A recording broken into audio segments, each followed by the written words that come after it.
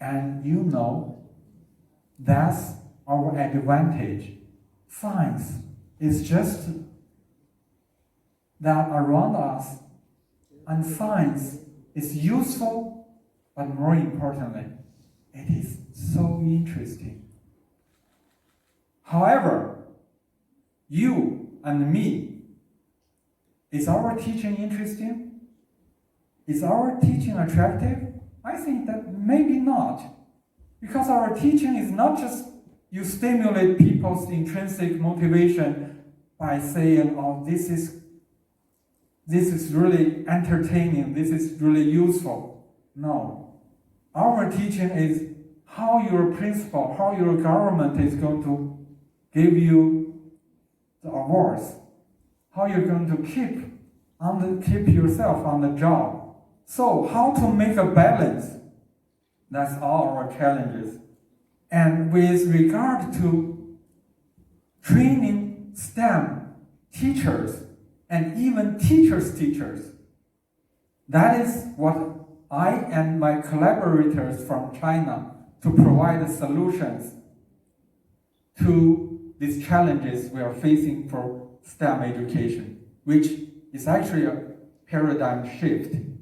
The paradigm shifted from preparing for examinations, at least that's the case in China, to a great degree, to the way that you prepare teacher for the future with their intrinsic interest, with a clear purpose for career and human life, and with the capacity or competence to be innovative and to solve problems.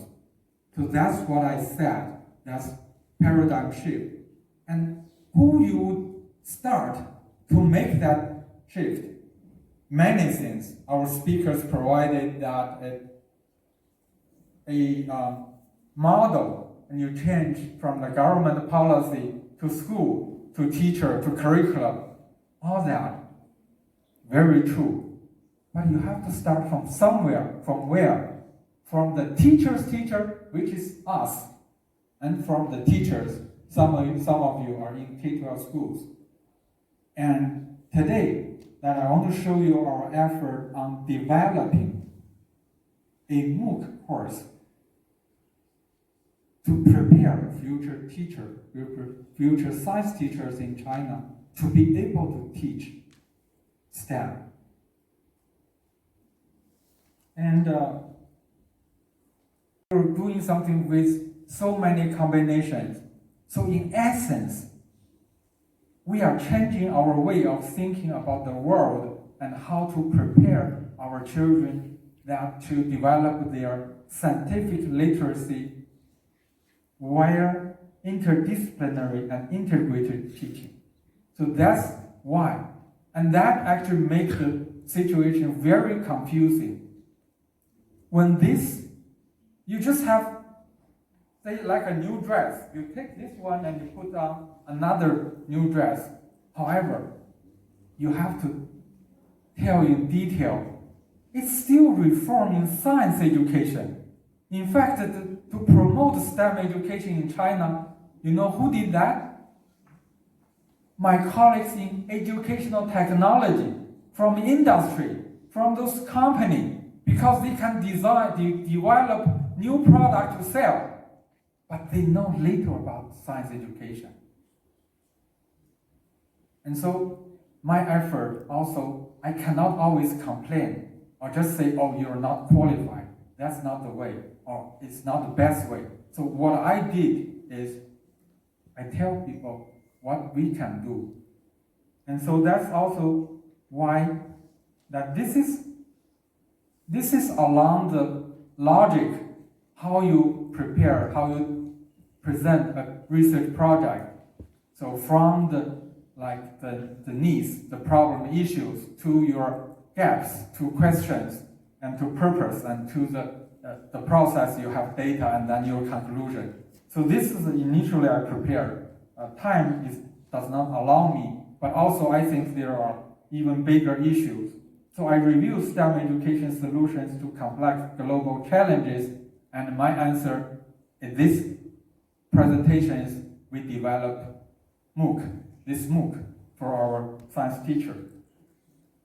And we agree with challenges presented by all our speakers, but we care more about what you are doing, how we can change that situation.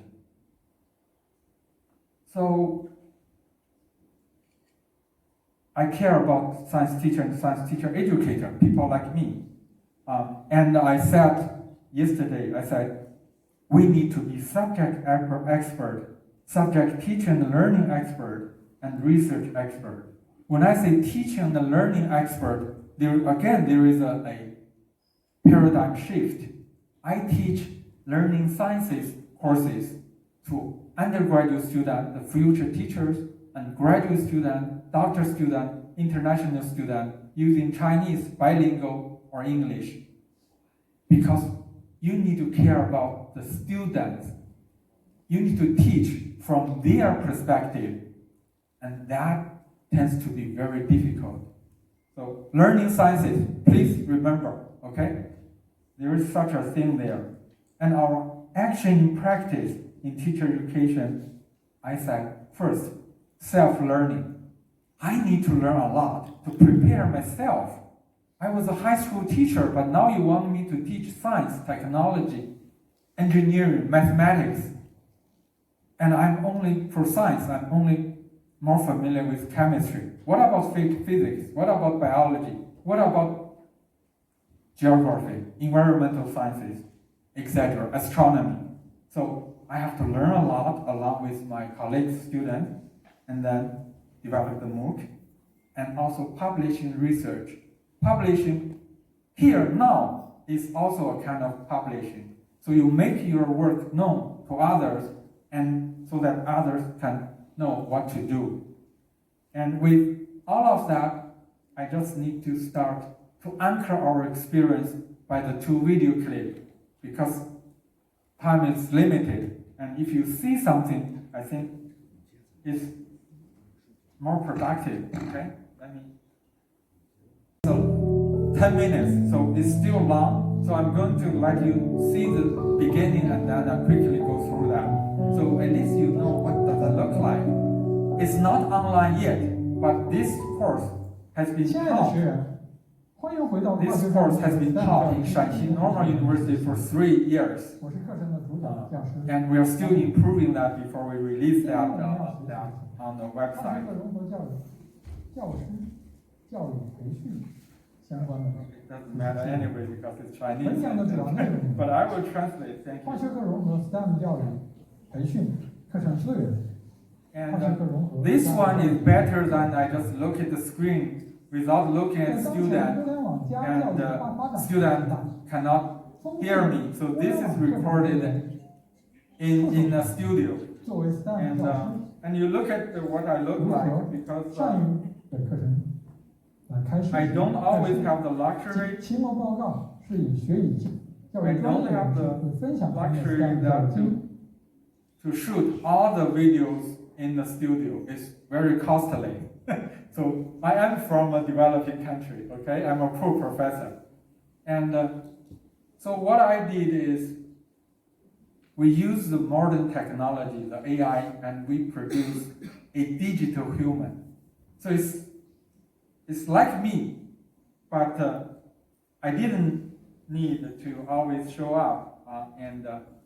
Another one. And then you see this technology was free, and the people who produce this,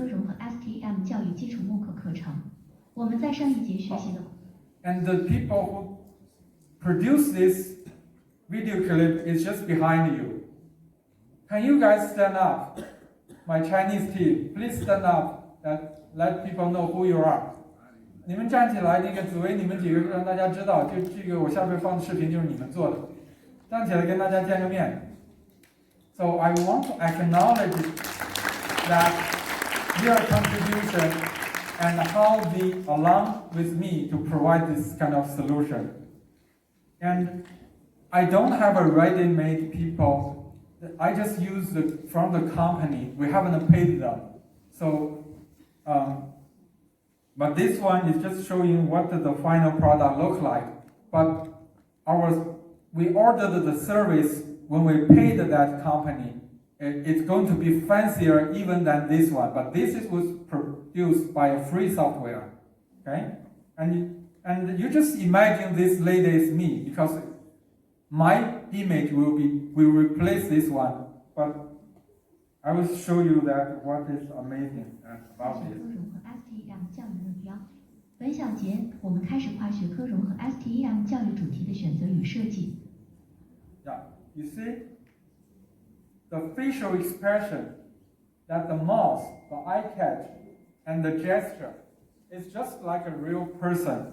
But in fact, she teaches with a script which we designed, and the AI, the digital human just read that through along with video clip, photo, and text content. So that's how we make our course more interesting, but not more interactive yet. Because interactive, you have look at the students' responses, and we present here that is has some kind of authority, and so I have to move, and I only leave those slides I marked in red. Okay, so you might just okay. So we predicted. So our MOOC started that 4 years ago actually, and you see the curriculum standards released last year in April. The compulsory science education standards in 2022 edition. And this one, it asked for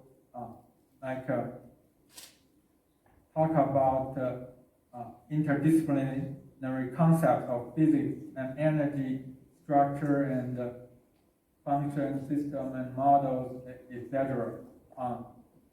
So which is aligned with some developed countries like the US, and I'm not surprised.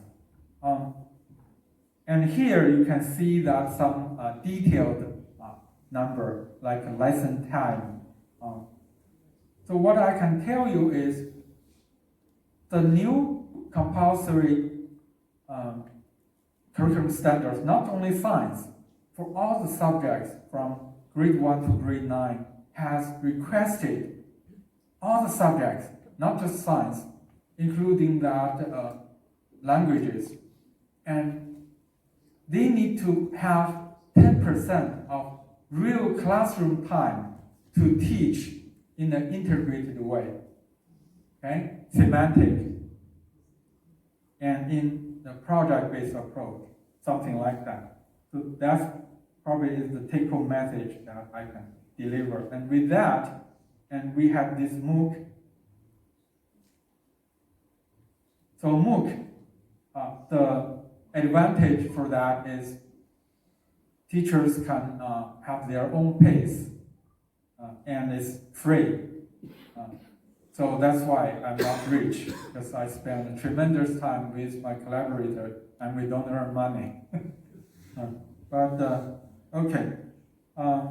So with that, I think the stages and the data I have shown, and skill-based experiential learning, etc. So, and this is how we work with our collaborator company. This is how I shoot in studio.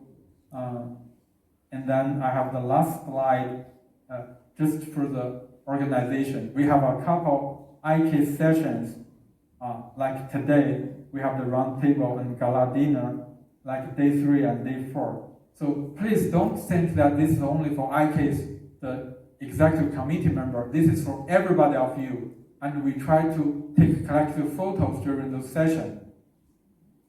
Welcome to join us. Thank you so much.